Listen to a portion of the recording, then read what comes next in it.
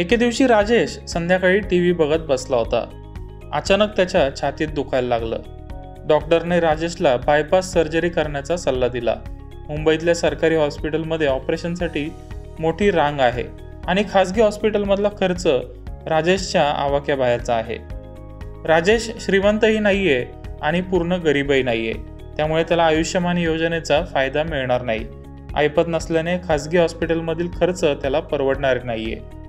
राजेशप्रमाणेच देशातले मध्यमवर्गीय अशाच मोठ्या कोंडीत सापडलेत.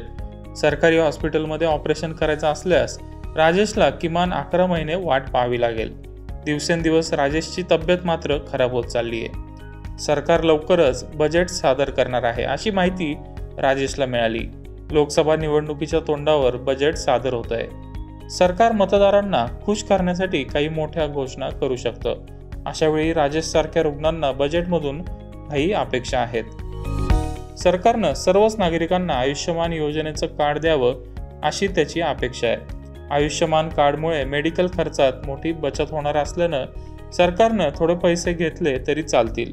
सध्या आयुष्यमान योजनेचा 10 कोटीहून अधिक गरीब कुटुंबातील जवळपास 55 कोटी नागरिकांना फायदा होतोय.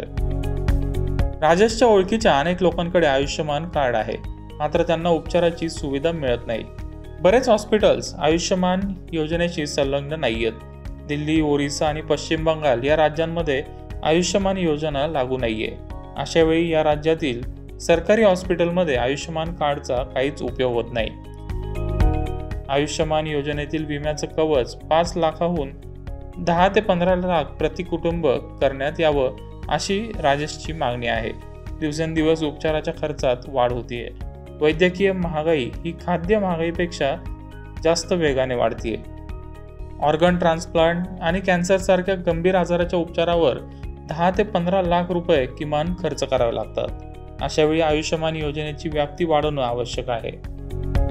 प्राथमिक आरोग्य केंद्रातही चांगल्या सुविधा देण्याची मागणी राजेशने केली आहे.